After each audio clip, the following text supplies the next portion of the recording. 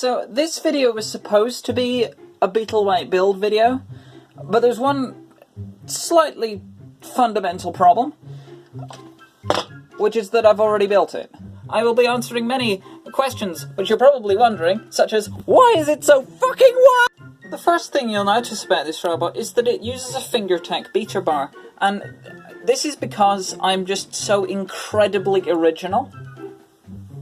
Yeah, the top isn't actually very interesting, but what's underneath it is. I'm not going to film myself trying to unscrew these. Well, apparently I am. Okay. I'm so unpredictable, even I can't predict what I'm going to do. Get off. Right.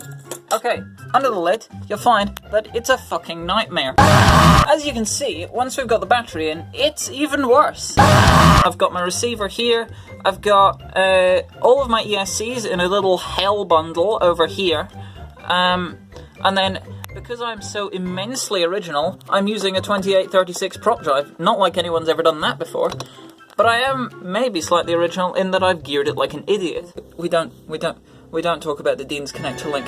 Please, I'll change it.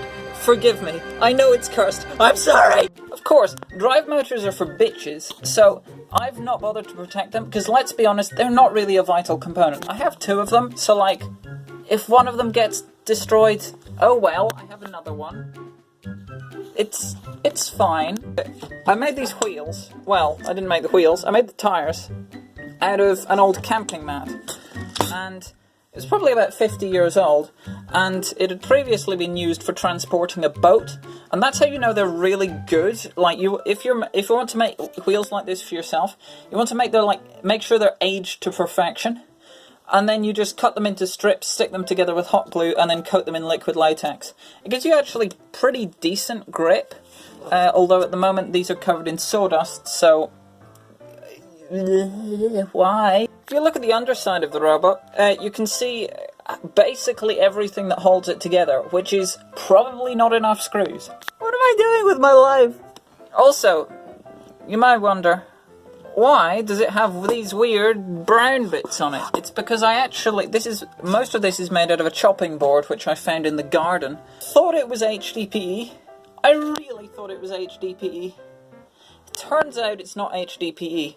You see, I'd made the whole robot, and then I finally got to the last little bit of the chopping board, only to notice it had just a tiny little thing on it. It said LDPE. Fuck. This is gonna fucking fall apart.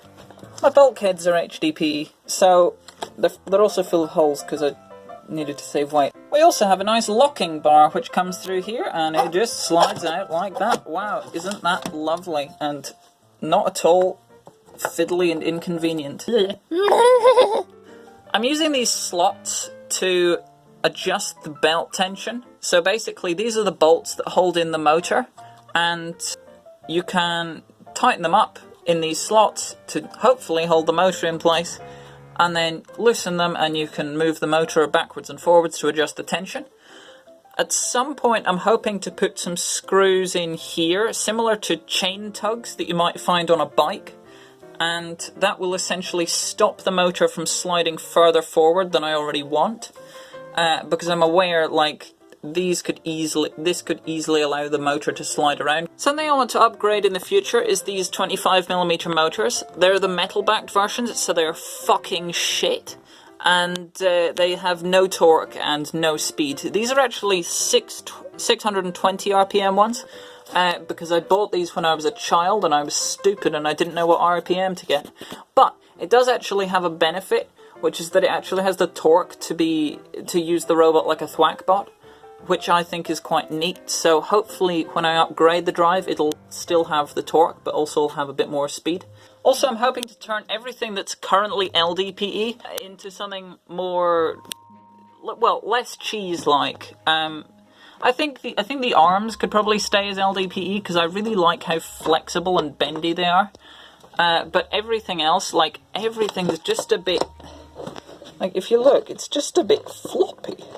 I'm also going to make side armor for it. I'm actually going to have lots of different configurations. So I've got these little nubs on the bottom to stop the weapon from hitting the ground, but I'm also going to have the option to have forks or a wedge across the front, or, you know, a multitude of different options like that. The same goes for, like, the sides. So because in a lot of situations, these wide things, who would have thought, they're actually slightly inconvenient, a little bit unwieldy, if you like.